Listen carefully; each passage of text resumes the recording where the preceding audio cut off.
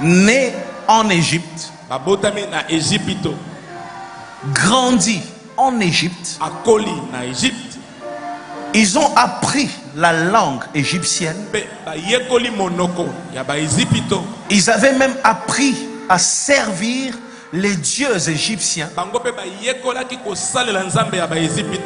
Et il y a un détail, ce qui fera la base de mon message, c'est que la Bible dit qu'ils étaient esclaves pendant 430 ans.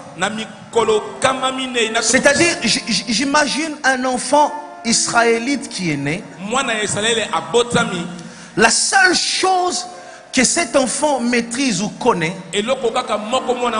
avec beaucoup de douceur, la seule chose que cet enfant connaît, c'est servir. Il est né, il ne connaît peut-être pas ses droits. Il connaît que ses devoirs.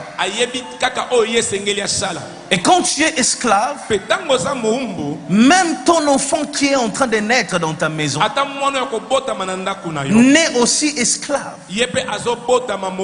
Vous ferez le petit boulot, de petites choses.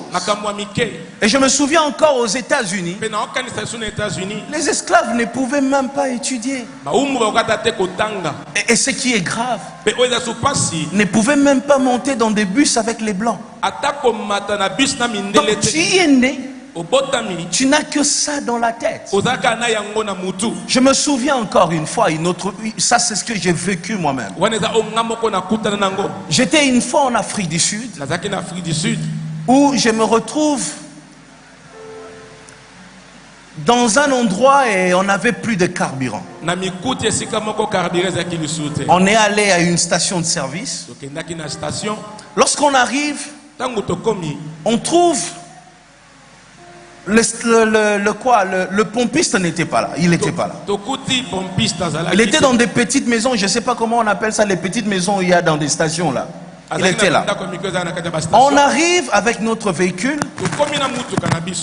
On fait 5 minutes. Il n'y a personne pour nous aider. Juste après quelques minutes, on voit un blanc qui arrive dans sa voiture derrière nous. Dès que les blancs se présentent, le monsieur qui était à l'intérieur, qui nous voyait, il nous regardait. Mais il a décidé de ne pas nous servir pour des raisons qu'on ignore. Dès qu'il voit les blancs, le monsieur sort rapidement et il vient pour commencer avec les blancs. Ce jour-là, j'ai pris l'onction, j'ai mis à côté. Je l'ai regardé dans les yeux. J'ai pensé que je suis né à ma tété.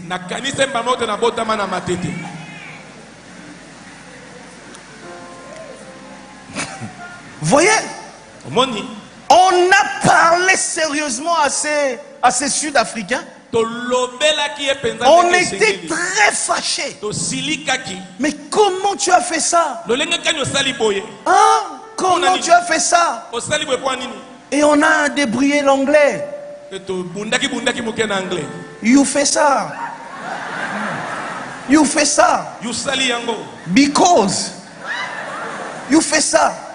You morning noir, you restez là-bas. You morning blanc, you yakambangu. You mauvais. You bêta you. On parlait notre anglais de Matété. Et le monsieur a tremblé. Les blancs voyant ça, il a vite démarré son véhicule. Il est parti. Il n'a pas voulu rester là. Mais après, il y avait un seul problème. Un seul problème. Le monsieur est né pendant l'apartheid. Peut-être que Nelson Mandela était encore en prison. Il est né esclave. Il n'avait pas de droit. Il n'avait que des devoirs. Dans sa tête, on a réussi à inculquer une chose. L'homme blanc est supérieur. Vous voyez, il est né avec ça. C'est ainsi lorsqu'il voit son frère noir, il s'est dit, je préfère servir d'abord l'homme blanc. Pourquoi? Parce qu'il est complexé. Vous voyez, c'était juste ça le problème. Les souvenirs de l'esclavage. C'est ça son éducation. Il est éduqué pour servir l'homme blanc. Il est éduqué pour demander. Il est éduqué pour dépendre. Il est éduqué pour quand on l'appelle qu'il court. Même si c'est l'heure de dormir. Il est éduqué pour ça. Il ne peut pas parler à l'homme blanc, il regarde dans les yeux, il doit baisser la tête. Il est éduqué pour ça. Et les enfants d'Israël, qui étaient aussi esclaves, remarquez une chose. Chaque fois qu'ils voyaient les Égyptiens, ils tremblaient. S'ils voient seulement les Égyptiens en train de venir, Moïse, qu'est-ce que tu nous as fait? Mais regardez, analysons ensemble. La Bible dit que si Pharaon était inquiet, c'est parce que ces peuples étaient devenus trop nombreux. Vous comprenez ça? Ils étaient nombreux. Mais comment dans leur tête, même une minute, ils n'ont pas pensé à résister aux Égyptiens? Parce qu'ils étaient nombreux. Ils pouvaient aussi résister. Et c'était un peuple. Les Égyptiens, c'était une armée. Donc en termes de nombre, sûrement les enfants d'Israël étaient plus nombreux que l'armée égyptienne. Mais regarde, malgré leur nombre, ils avaient peur. Tu vois? Il y a quelqu'un qui dit il y a quelqu'un qui dit le jour où j'arriverai là-bas, le jour où la porte va s'ouvrir, on va voir comment je vais me comporter. Parfois le problème ce n'est pas les privilèges qu'on a dans la vie. Le problème c'est la mentalité. Tu peux gagner, tu peux avoir tous les privilèges de la vie.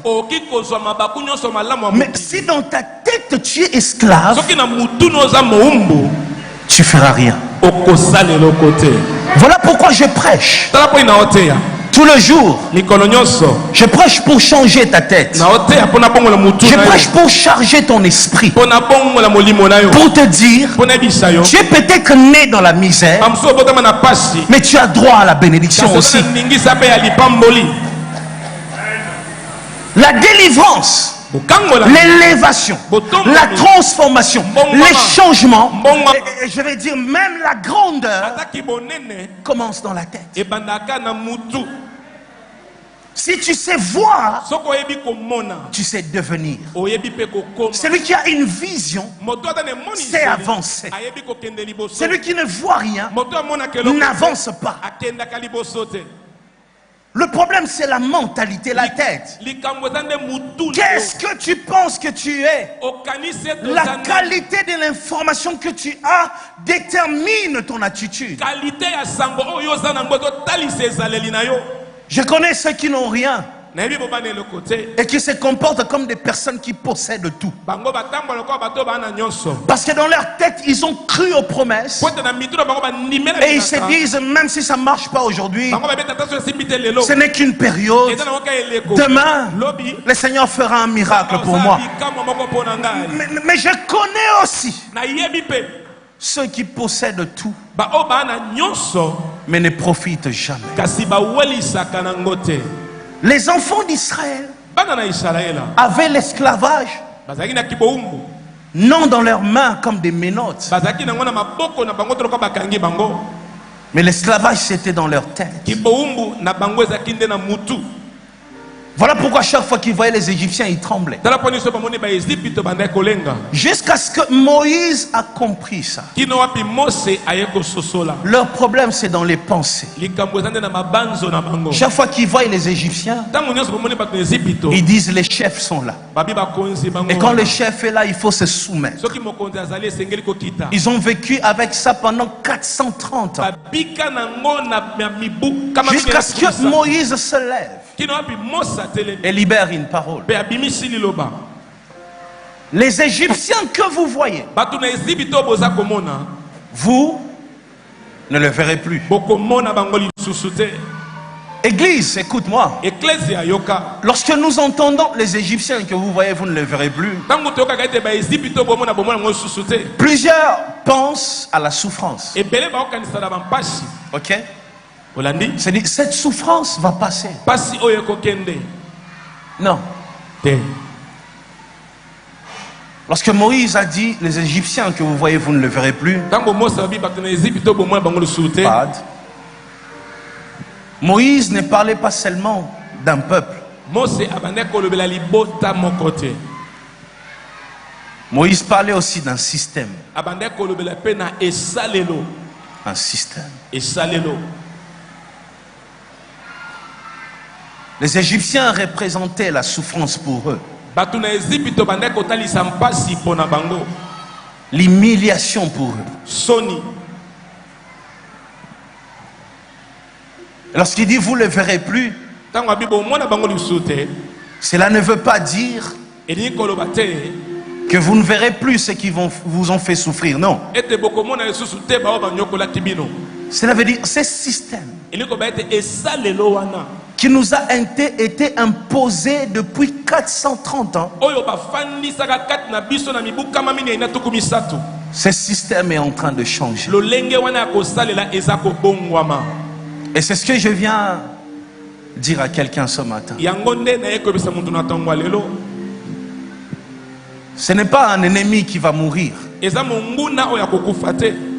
Non. Le problème, c'est même pas la mort d'un ennemi. Dieu ne désire la mort de personne. Il souhaite le salut même du pécheur. Le problème, ce n'est pas l'Égyptien. Le problème, c'est ce que l'Égyptien incarne. Lorsque je regarde l'Égyptien, je pense à toutes les fois que lui avait les pieds sur la table et moi je préparais pour lui. Lorsque je regarde l'Égyptien, je vois qu'il avait le droit de prendre ma fille sans que je dise quoi que ce soit. Lorsque je vois l'Égyptien, je pense à la souffrance. Chaque matin lorsque je me levais, j'allais puiser l'eau. Pas pour moi, mais pour l'Égyptien. Et lorsque Moïse me dit que cet Égyptien, je ne le verrai plus, c'est-à-dire ce système. J'ai fonctionné dans un système pendant des années. J'ai vécu dans un système sous une malédiction avec une réalité pendant des années. Mais l'heure est venue que cette réalité change, que ce système change. Et aujourd'hui, je viens t'annoncer que nous sommes en train de traverser une période où les systèmes vont changer. De choses que tu as vécues depuis des années, tu n'as vu que ça. Ta mère l'a vécu. Toi aussi tu es en train de vivre la même chose. Non. Et pendant que je parle, j'entends dans mes oreilles la mort. Je vois une famille où quand on se marie, l'homme doit mourir. Un système. Et c'est ça les Égyptiens que tu es appelé à ne plus voir.